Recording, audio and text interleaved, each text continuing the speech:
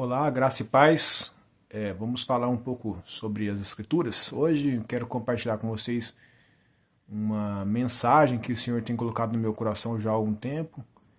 E eu gostaria de compartilhar com você que ama a palavra de Deus, você que ama o Senhor e que deseja andar nos caminhos do Senhor. Eu quero comentar com vocês hoje sobre um tema, amargura e perdão. São dois assuntos que se opõem, na verdade, né? Porque quando nós perdoamos, nós estamos nos livrando da raiz de amargura. Quando nós não perdoamos, nós estamos vivendo amargurados. E eu gostaria de usar como texto base, para a gente poder começar a nossa conversa, Gênesis 27. Lá fala da história de dois irmãos. Né? A gente sabe que Esaú e Jacó, tem a história lá de um querendo tomar a bênção do outro e tal. Mas no capítulo 27 nós encontramos ali Isaac abençoando a Jacó. E quando Esaú chegou, então Isaac descobriu que o seu filho caçula, no caso Jacó, tinha enganado a ele e tinha recebido a bênção que era para o seu irmão mais velho, Esaú. Então Esaú pede ao seu pai para que ele desse pelo menos uma bênção para ele. E observe que no versículo 37, Isaac diz o seguinte a Esaú, que você servirá o seu irmão. Não somente Isaac tinha dito que todos os irmãos mais novos, né, serviriam a Jacó. E no versículo 40, que nós temos algo muito importante que nós temos que refletir. No versículo 40, Isaac reforça, dizendo a Esaú, você viverá pela sua espada e você será servo do seu irmão. A gente sabe que servo ali significa escravo. E aí diz o seguinte, e quando você se libertar, ou só quando você se libertar, você sacudirá dos seus ombros esse jugo. Na verdade, na história, na narrativa bíblica, nós temos aqui uma lacuna da história de Esaú. Mas observemos que depois disso houve ali uma desavença entre os irmãos. Esaú, a Bíblia diz que ele ficou amargurado, né? E querendo matar Jacó, Jacó precisou fugir. E então existe uma lacuna aqui na narrativa que a gente fica meio sem saber exatamente o que aconteceu com Esaú. Mas a gente sabe que Jacó foi para a terra do seu tio Labão e ficou lá até Gênesis 32, 33, mais ou menos, quando ele volta. Gênesis 33, quando ele volta. E observamos aqui que, como fica a palavra de Isaac?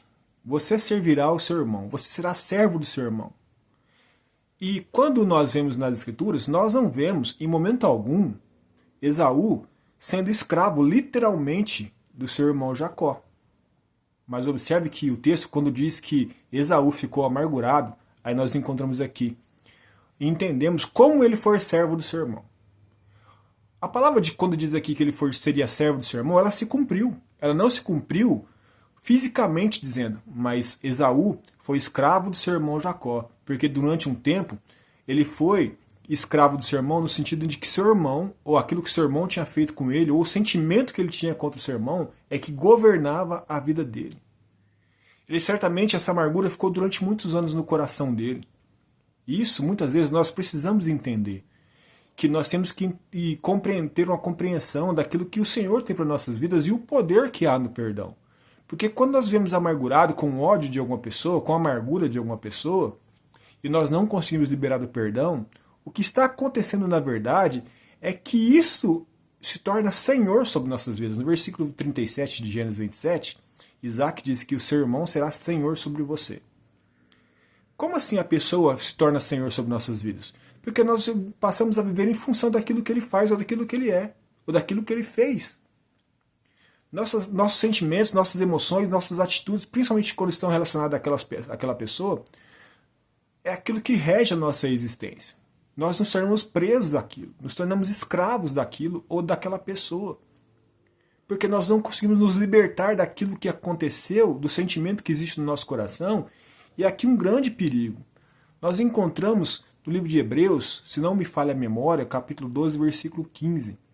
O autor aos Hebreus diz, tende cuidado para que ninguém se prive da graça de Deus, brotando em si, tem uma tradução que diz, uma raiz venenosa de amargura, e contaminar muitos. Veja bem, quando nós temos essa amargura, essa raiz, ela nos priva da graça de Deus.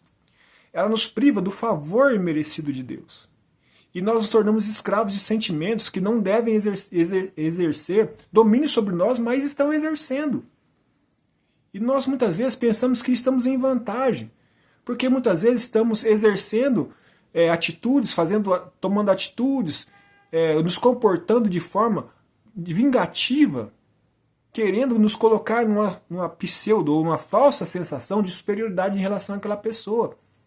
Mas na verdade, nós estamos muitas vezes nos igualando àqueles que nos machucam. Quando nós temos sentimento de vingança e atitude de vingança, nós estamos nos igualando. E tem um pastor que eu ouvi há um certo tempo, ele disse algo muito importante. Ninguém pode fazer o mal para você, um mal tão grande a você, quanto te tornar tão mal quanto ela. Quando alguém faz alguma coisa para nós temos que entender alguns aspectos também aqui. Muitas das pessoas fazem o mal sem a consciência de que isso foi um mal. Sequer percebe. Muitas vezes nós somos escravos de uma pessoa e ela nem sabe que nós somos escravos dela. Porque para ela, talvez aquilo não foi uma ofensa. Talvez aquilo não machucou ninguém. Talvez o coração dela está tão puro e o nosso está contaminado. Mas falando de algumas pessoas que talvez estejam com o coração contaminado contra nós também, estão fazendo coisas contra nós, e nós permitindo que aquilo rege nossas vidas. Aquilo vai reger nossas vidas, nossos pensamentos, nossos sentimentos, nossas emoções, nossas atitudes. E nós não podemos permitir que isso aconteça. Nós não podemos permitir que isso seja senhor sobre nossas vidas. E muitas vezes nós estamos remoendo, enquanto que a outra pessoa, ainda que seja consciente ou inconsciente, talvez não está nem aí para isso. E nós se matando de ódio, de amargura, de rancor. Imagine Jacó lá na terra do seu tio Labão, trabalhando para conquistar suas esposas, lá quem conhece a história sabe, e Esaú lá, todo amargurado, esperando vingança contra o seu irmão. Mas observe que Isaac disse algo muito importante a ele. Quando você conseguir se libertar, você sacudirá dos seus ombros esse jugo. O que é um jugo? Na cultura dos animais, vamos dizer assim, é uma madeira que prende no pescoço de um animal e que impede ele de desfrutar da liberdade. Ele fica preso a alguma outra coisa, a algum outro animal. E observe que isso faz com que ele seja realmente preso, ligado a outro animal. E Esaú ficou muito tempo ligado no seu irmão, vivendo pensando nisso. Mas a profecia, ou a palavra do pai dele, se cumpriu. Quando ele entendeu isso, e certamente nós vamos ver isso lá em Gênesis 33, que ele conseguiu se libertar.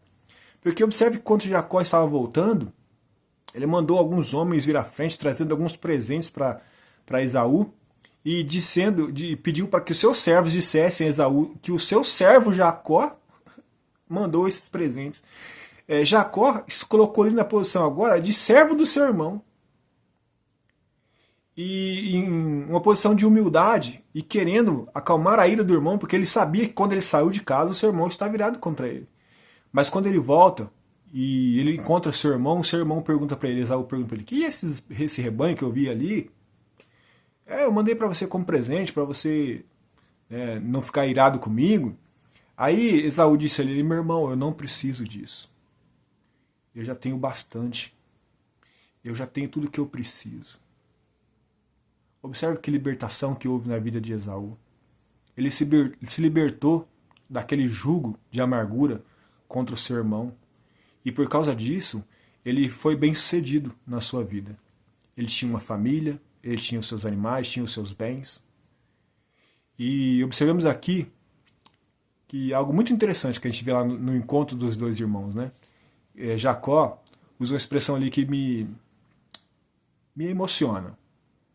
Quando ele olha para Esaú, e ele vê que Esaú já não tem mais raiz de amargura contra ele, ele diz o seguinte, Esaú, olhar para o seu rosto é como ver o rosto de Deus. Quando Jacó disse que olhar para o rosto do irmão dele era como ver o rosto de Deus, é porque ele não viu no rosto do seu irmão um semblante de alguém amargurado, mas ele viu o semblante de alguém livre. Ele viu o semblante de alguém que não mais tinha amargura, mas tinha amor pelo seu irmão. Ele tinha liberado perdão, ele tinha sido curado de todas as mágoas que existiam contra o seu irmão. E nós precisamos entender isso. O perdão, ele é uma ponte para a cura. Ele é um instrumento de Deus para nos curar. Ele é um instrumento de Deus para que nós possamos estar sempre na presença dele e que a gente não se prive da graça de Deus. Afinal, aqueles que têm o hábito de ler ou de fazer a oração do Pai Nosso, nós pedimos ao Senhor, perdoa as nossas dívidas, assim como nós perdoamos os nossos devedores. E se nós não perdoamos os nossos devedores, nós não seremos perdoados. Nós vimos isso também na parábola do credor incompassivo. Aquele que foi perdoado não perdoou o seu conservo e por isso o Senhor que tinha perdoado, ele revogou o seu perdão. Mas enfim, nós sabemos que nós oramos no Pai Nosso. Perdoa as nossas dívidas como nós perdoamos os nossos devedores. Esaú entendeu que ele tinha que perdoar o irmão dele.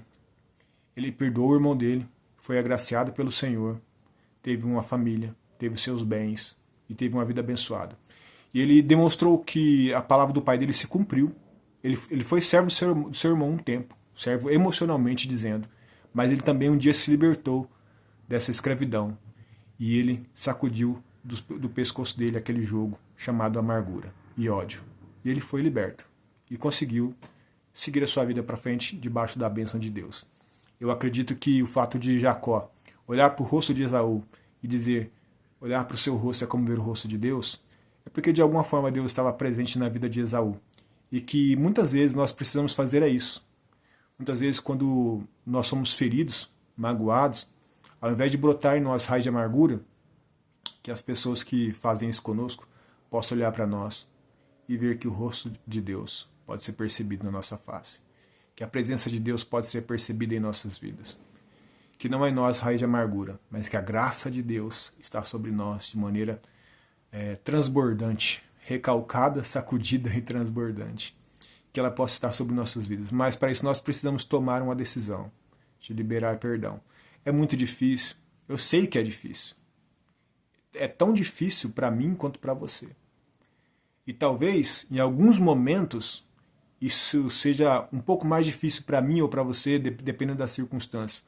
Mas nós somos servos e servas do mesmo Deus. Um Deus que nos fortalece, que nos capacita a liberar perdão. Um Deus que nos perdoou quando nós ainda éramos pecadores e demonstrou o seu amor por nós, perdoando nossos pecados. E Ele espera que assim a gente também perdoe as pessoas. Muitas vezes nós, como fomos perdoados, ainda enquanto éramos pecadores, sem que houvesse mérito em nós temos que fazer assim. A Bíblia diz que nós temos que perdoar uns aos outros. Assim como o Senhor nos perdoa, porque Ele nos amou a ponto de nos perdoar. E muitas vezes nós falamos, a pessoa tem que demonstrar que está arrependida, a pessoa tem que vir me pedir perdão. Não. Perdão está mais relacionado à sua relação com o Criador do que com a pessoa que supostamente te feriu. Se você perdoar, você estará debaixo da graça de Deus. Se você não perdoar, você vai ter prejuízos emocionais e espirituais. Então, é uma questão lógica, para não dizer matemática, mas é uma questão lógica. É uma questão lógica. E, além disso, uma questão espiritual. É um vínculo com o Pai que é atrapalhado. É um vínculo com o Pai que é influenciado pela raiz de amargura. Observe que o autor dos Hebreus diz, não permita que essa raiz de amargura prive vocês da graça de Deus. Que essa palavra possa produzir no nosso coração, no nosso espírito, o incômodo, e que você coloque diante de Deus, se existe alguma circunstância na sua vida que você reconhece que precisa liberar perdão, você reconhece que alguém te machucou, alguém te feriu, e que isso está se tornando escravo daquela pessoa, daquela situação, talvez há muitos anos, você precisa entender que você precisa liberar perdão e não permitir que ninguém seja senhor sobre você a não ser o nosso Deus. Que ninguém governe sua vida, não se permita ser servo de alguém, muito pelo contrário, se liberte e sacuda do seu pescoço o jugo da amargura, o jugo do ódio e permita que o Senhor trabalhe na sua vida.